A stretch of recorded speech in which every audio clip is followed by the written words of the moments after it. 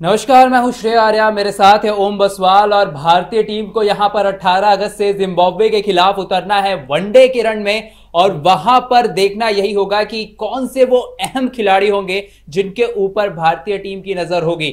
हम यहां पर तमाम वो नए नाम हैं जो जिन्हें मौका मिल रहा है। आज ही यहां पर अगर बात करें तो वॉशिंगटन सुंदर की जगह नए खिलाड़ी को मौका मिला है। लेकिन एक जो बड़ा नाम है केएल राहुल, वो वापसी कर रहा है। दीपक चहर गेंदबाजी का बड़ा नाम है जो वापसी कर रहा है। और साथ ही साथ अगर कुलदीप यादव, मुझे यहां पर वो नाम लगते हैं ना ओम, जो अपनी जगह तलाश रहे हैं, जो एक फिक्स पोजीशन तलाश रहे हैं अभी भी भारतीय टीम में, प्रमुख खेमे में। तो उस पर थोड़ी सी चर्चा करते हैं कि वो जो बड़े नाम जो यहाँ पर जिम्बाब्वे की सीरीज में अहम हो जाएंगे और उनके प्रदर्शन पर सबकी कड़ी नजर बनी रहेगी। बिल्कुल। मैं सबसे ज्यादा जो एक्साइटेड हूँ मैं कहूँगा केएल राहुल के लिए। एक ऐसा बल्लेबाज जिसका आईपीएल सीजन भले ही रनों के मामले में बहुत हाई रहा था, 616 रन इन्होंने बनाए थे, लेकिन स्ट्राइक रेट पे सवाल निशान उठे थे। क्योंकि इनकी जो बल्लेबाजी थी वो टीम के लिहाज से काफी महंगी लग रही थी। और ये एक सीजन का हाल नहीं बता रहा हूं मैं, ये चाहे पंजाब के लिए खेलते तब भी इनकी कुछ ऐसी पारियां थी जो टीम को बहुत महंगी पड़ती थी। 20 ओवर खेलते थे लेकिन एंड में आके चोक कर जाते थे। तो वो एक यहाँ पर एलिमेंट था जो आईपीएल में क्वेश्चनेबल था। हाँ, रन इन्होंने बहुत बनाए, 600 से अधिक रन बनाए, तो उसके ऊपर लिहाज से कोई बात नहीं है। लेकिन आईपीएल के बाद से ना इन्होंने कोई क्रिकेट खेला नहीं है।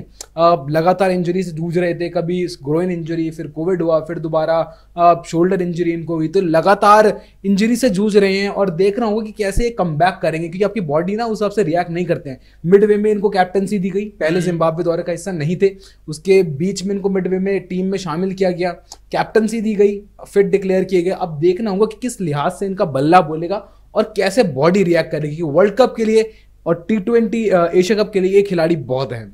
हाँ, क्योंकि जिम्बाब्वे अगर सीरीज की यहाँ पर बात करें तो पहले यहाँ पर धवन को कप्तान बनाया गया था, उसके बाद केएल राहुल की तरफ गई है भारतीय टीम। और एक बात यहाँ पर सबसे अहम हो जाती है कि कहीं ना कहीं जो केएल राहुल है वो आने वाले वक्त में जो मल्टीलेटरल सीरीज होने वाले हैं उनको लेकर स्कीम ऑफ थिंग्स में टीम के सेलेक्टर्स के दिमाग में बने हुए हैं। उन्हें यहां पर लाने का एक ही मकसद है कि उनकी मैच फिटनेस को टेस्ट किया जाए, जहां तक मुझे लगता है। और कहीं ना कहीं इम्पोर्टेंट भी था श्रेय, हाँ, इम्पोर्टेंट भी था कि ये टीम में रहे।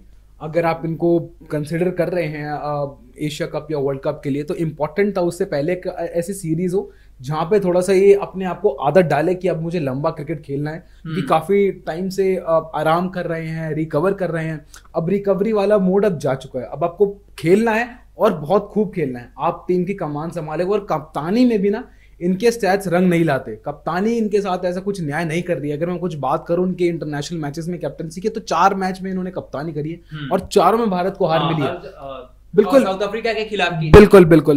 एक टेस्ट मैच और 3 वनडेज में इन्होंने कप्तानी की थी। तो इतने खराब कप्तान है नहीं जितने स्टैट्स ये बताते हैं। तो इनको अपनी कप्तानी के नंबर भी सुधारने पड़ेंगे और साथ में जो बल्लेबाजी में जो स्ट्राइक रेट पे सवाल उठ रहा है ना, उस पर भी इनको काम करना होगा। बिल्कुल, क्योंकि अंतरराष्ट्रीय कप्तानी के जो रिकॉर्ड हैं वो केएल राहुल के साथ न्याय नहीं करते हैं। क्योंकि आईपीएल में हमने देखा है उन्होंने टीम को किस तरह से अपना नेतृत्व दिया था, फाइनल तक पहुंचाया था यहाँ पर अगर बात करें तो। लेकिन खैर, केएल राहुल के साथ साथ एक और खिलाड़ी है जो भारतीय टीम में यहाँ पर अपनी वापसी कर रहा है और लंबे वक्त के बाद वापसी कर रहा है, और वो खिलाड़ी है गेंदबाजी में दीपक चहर। क्योंकि दीपक चहर की अगर बात करें तो लंबा अरसा बीत चुका है। सभी ये बात कर रहे थे कि आईपीएल में ही वापसी हो जाएगी, लेकिन आईपीएल में नहीं हो पाई। उसके बाद साउथ अफ्रीका सीरीज की बात कर ले, वहां पर उनकी वापसी नहीं हो पाई।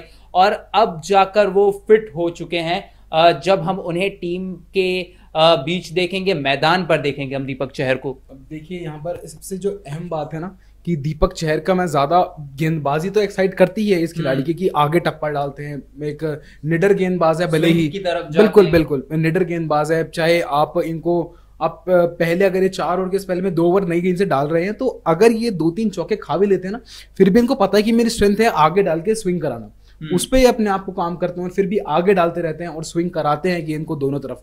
तो वहां पर विकेट टेकिंग जो चांसेस है बहुत ज्यादा बढ़ जाते हैं। और मैं बात करूं अगर एशिया कप की बुमराह की एब्सेंस में, मुझे लगता है इस खिलाड़ी को स्क्वाड में होना चाहिए था। इंपॉर्टेंट है। अब भले ही अगर आप केएल राहुल को टीम में जगह दे सकते हैं, वो भी तो वापसी ही कर रहे हैं। हाँ, वो भी तो ज्यादा इंपॉर्टेंट खिलाड़ी हो सकते थे। और यहाँ पर दीपक चहर, क्योंकि आपको चाहिए भुवनेश्वर कुमार के साथ एक ऐसा गेंदबाज जिसके ऊपर टीम भरोसा कर सके।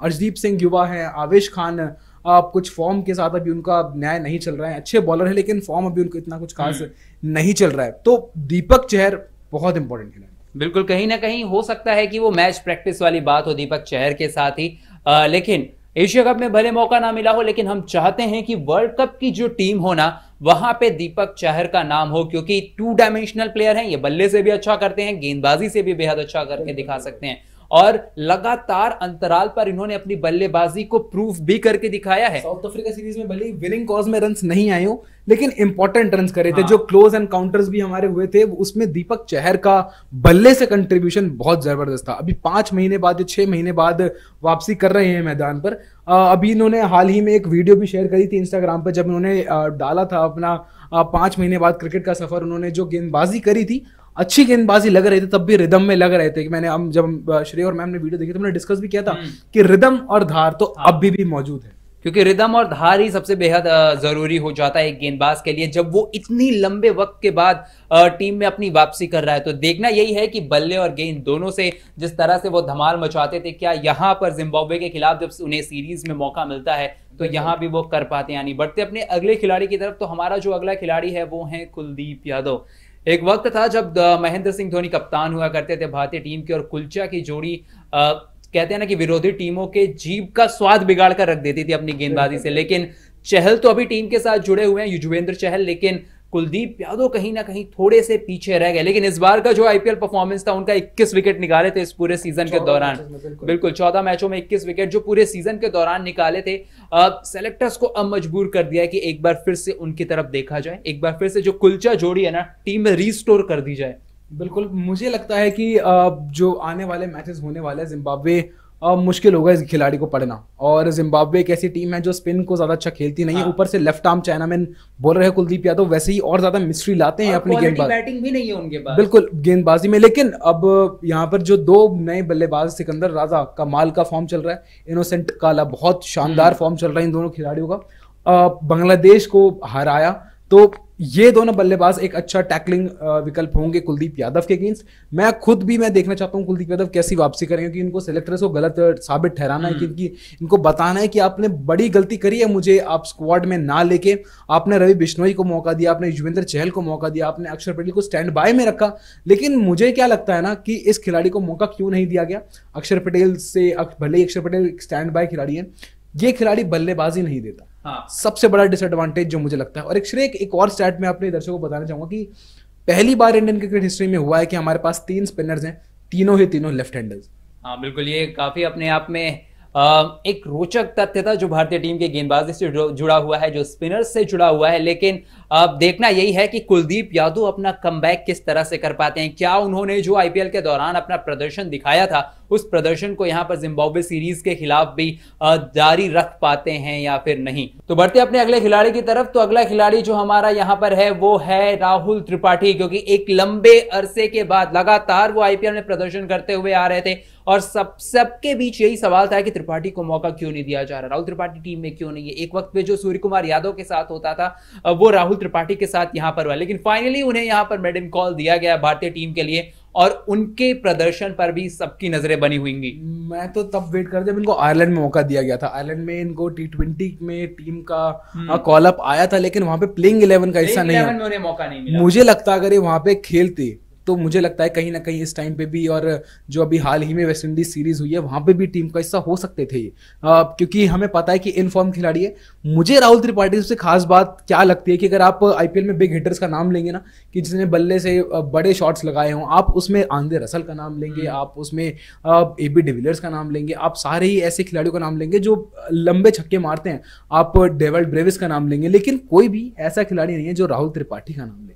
लेकिन फिर भी अपनी जो स्ट्राइक रोटेटिंग पॉलिसी है, जो इनकी है, जो लगातार स्कोरिंग को रुकने नहीं देते, बीच बीच में चौके निकालते रहते हैं, अच्छे शॉट्स मारते हैं, सारी तरफ शॉट्स मारते हैं ना, तो उस लिहाज से ये खिलाड़ी का स्ट्राइक रेट मैं कहूंगा 158 का था इस आईपीएल 2022 में। और 158 का स्ट्राइक रेट था उनका, और 400 से और 400 से ज्यादा रन बनाए थे इस पूरे सीजन के दौरान। शुरुआत में जब उन्हें मौका नहीं मिला साउथ अफ्रीका सीरीज और उसके बाद यहाँ पर वेस्ट इंडीज सीरीज में भी जब उन्हें टीम में मौका नहीं मिला, तो वहां पर उनसे सवाल किया गया था तो अपनी तरफ से उन्होंने कहा था कि मेरा काम प्रदर्शन करना है और 400 रन बनाने के बाद भी अगर मुझे मौका नहीं मिल रहा है तो मैं और बेहतर प्रदर्शन करके दिखाऊंगा। एक बातचीत के दौरान कहा था। कंपटीशन बहुत है। अभी मैं बात करूं तो संजू सैमसन जो इतने साल से कोशिश कर रहे हैं, उनको बहुत रेयर मौका मिल रहा है भारतीय टीम में, लेकिन जब भी मिल रहा है वो ट्राई कर रहे हैं अपने पूरे एफर्ट्स देना। तो यहाँ पे 4 नंबर के दावेदार आपके पास बहुत है। मनीष पांडे आए और गए, आपके पास केदार जाधव आए और गए, अभी भी आपके पास संजू सैमसन है जो परफॉर्म कर रहे हैं। सूर्य कुमार यादव एक ऐसा नाम जो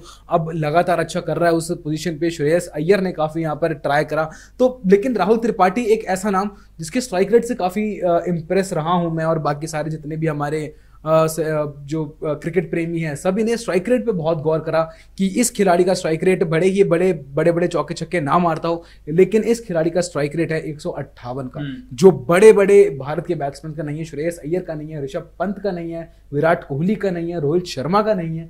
तो 158 के स्ट्राइक रेट से अगर कोई हमारे पास 4-5 नंबर पे बल्लेबाज आता है जो रन करता है, बहुत इंपॉर्टेंट खिलाड़ी। हाँ, क्योंकि जिस तरह की बल्लेबाजी इस समय भारतीय टीम कर रही है ना, भारतीय टीम के जो माइंडसेट में अब वो बिल्कुल अच्छी तरीके से फिट बैठते हैं। खासकर अगर बात करें तो T20 का जो क्रिकेट है, क्योंकि लगातार सभी बल्लेबाज अब आपको तेज तर्रार बल्लेबाजी करते हुए दिखेंगे। पहले बात होती तो यहां पर आपके ऋषभ पंत आ जाते थे, दिनेश कार्तिक अच्छा तेज खेल रहे थे, लेकिन अब हमने ये नहीं देखा था कि सूर्य कुमार यादव आने के साथ ही इस तरह से कभी बल्ला चलाने लगते हो, लेकिन वो अब होता हुआ नजर आ रहा है। यहाँ पे रोहित शर्मा अब और तेज हो गई है, अटैकिंग खेलने के लिए जाने जाते हैं रोहित शर्मा, लेकिन थोड़ा वक्त तो लेते थे। लेकिन अब पूरी बल्लेबाजी अगर देखें ना भारतीय टीम की यहाँ पर, तो अब वो 150-55 के स्ट्राइक रेट पर बल्लेबाजी करना ज्यादा पसंद कर रही है, खासकर T20 मैचों में। बिल्कुल, आप तो अहम खिलाड़ी होंगे। ये हमने कुछ ऐसे खिलाड़ी बताए आप सबको जो सबकी a player to watch out for होंगे। सारे के सारे खिलाड़ी हम सब चाहेंगे कि अच्छा प्रदर्शन करें और भारतीय टीम के जल्द ही दरवाजा खटखटाए। बिल्कुल, और देखना यही होगा कि इनमें से कौन सा खिलाड़ी है जो एक बार फिर से या तो अपनी जगह बना लेगा, जिनकी जगह नहीं बन रही है, और जिन्हें नए खिलाड़ियों को यहां पर मौका मिला है, क्या उनमें से वो कौन से खिलाड़ी होते हैं जो अपना टीम में जगह बना लेंगे। फिलहाल के लिए हमारी इस चर्चा में इतना ही। अगर आप हमारे चैनल पर नए हैं तो इसे सब्सक्राइब करें, कमेंट सेक्शन में अपना फीडबैक दें, और साथ ही साथ अगर ये वीडियो पसंद आई है तो इसे लाइक करें।